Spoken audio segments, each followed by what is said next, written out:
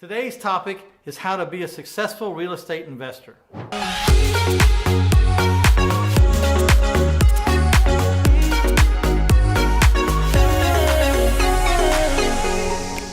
My name is Mitch Stephen, and I've been investing in real estate for a long time. I've bought a house about every 4 to 5 days for over 2 decades. That's about 100 houses a year and about 2,000 houses in my career. Now this is a huge topic, and I'm sure you could get a million different answers, and everybody's going to give you a different opinion about what it takes to be a successful real estate investor, and rightfully so, because it could go a million different directions. It depends on who you talk to.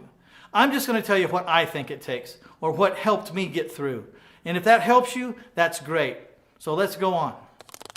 Early in my career, I read a book called Selfmade in America by John McCormick. It posed the question, why can immigrants come to this country, not know the language or the culture or even the laws, and become financially free within a relatively short period of time, when us Americans who are born here, right on the corner of opportunity and success, can't make it in our entire life to financial freedom? I thought it was an interesting topic. I thought it was an interesting question, and I found the answers very interesting. That's where I learned to think like an immigrant, because these people came over here with the right attitude and were able to take the tremendous infrastructure of this country and change their complete life.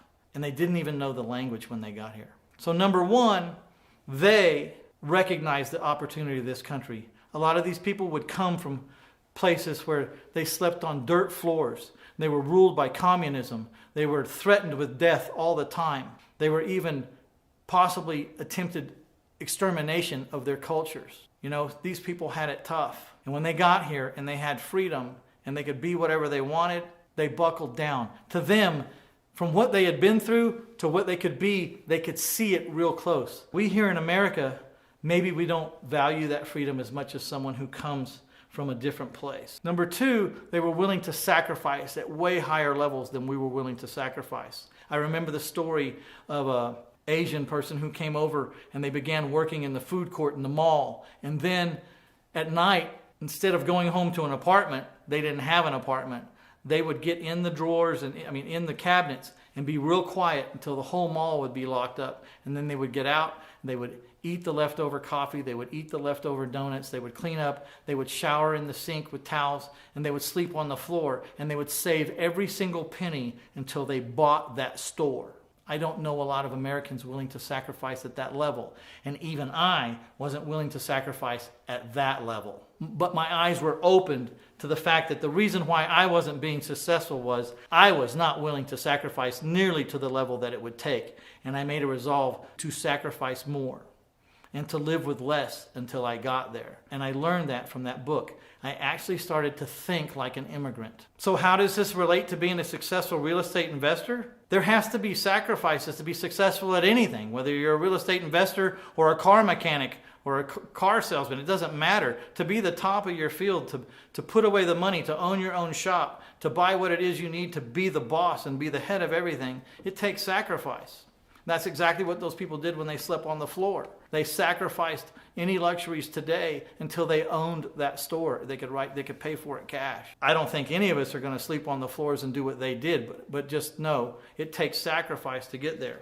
Number two, keep your overhead low, because starting a business is usually a tenuous task at first. You don't start off making $1 million. You don't start off making much at all. You got to keep your overhead low, so when it's time to take a chance or time to do something, you're not threatened by the bills that are coming at the end of the month. And you can go ahead and take some chances and do some things that you need to do. It takes a long time to get a business off the ground sometimes, and you want to give yourself a fighting chance. Keeping your overhead low will help you. Also, don't forget, you're going to have to roll some of the money you make back in. So if you have a big strike or get lucky early, don't go throw a big party and go buy a new boat.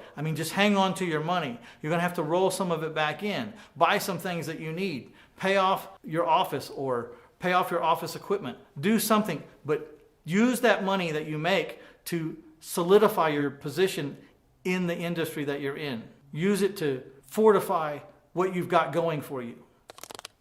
Seek strategic alliances. That means when you see someone that's really good at something, try to find something that you can offer them that you're really good at and try to team up with them so that 1 + 1 = 4. You know, he's really, really, really good at selling houses. I'm really, really, really good at finding houses and suck at selling houses. So, what if I team up with this guy, go have a conversation with him? Comes to find out, he's not very good at finding houses. This might be a really good marriage. Seek strategic alliances where 1 + 1 = 4. And this is a big one. Become the undisputed expert at one thing before you start going off into all different multiple tangents of this industry or opening up completely unrelated businesses. Become the undisputed champion, the expert of all experts in one thing. I chose to become an expert in seller financing. It was after that that I started doing hard money lending and note servicing and educational products. But by the time I had started to think about any auxiliary business, I was a well-known expert for what I did in my region. I was a professional house buyer, owner financier, and I had done it hundreds and hundreds of times, and I knew exactly how to do it. And then and only then did I move on to some other opportunities. When it comes time to move to those opportunities, make sure that the opportunities that you want to take on have some kind of tie to your core business. I'll use an example. If you own a lumber yard and your job is to take trees and to make them into boards, then you have a problem called sawdust. And it's piling up every minute at your lumber yard. Now, you can pay to have it dumped, or you can start a business that needs that sawdust as an integral part of the product you're fixing to make out of it. You could make ant poison out of it and put it in a bag by soaking it in poison and then bagging it and then putting a label and a logo on it and selling it. Or you could get some glue and you could glue it together and make press board. Or there's probably 100 other things that I can't think of to do with sawdust. But the point is you've got sawdust mounting up. It's coming out of your exhaust pipe. So try to use the things that come out of your exhaust pipe of your core business to start your ancillary businesses with. And that way, everything kind of feeds each other. That this business will be a lot easier to get off the ground because you're getting the sawdust for free. So think about that when you start to think about adding another stream of income. I love multiple streams of income. Just don't try to do it too early, because remember this, it'll take everything you've got for about 2 years to get any business off the ground. It'll take everything you have. That's a big mistake I made a long time ago. I thought we just start these businesses, they kind of run themselves or do that. They won't. It takes everything I have to start every business. And then after a year or two, I can start to pull away because I have management and it's running right. But I've tried businesses where I wasn't committed and it didn't work. So those are my hints and tips on how to be a successful real estate investor. For all practical reasons, it could be how to be any kind of successful business person. The tips kind of work all the way around. So if you like this conversation, please hit subscribe. We'd be happy for you to follow us and see us in the next episodes. And help us out by hitting that like button.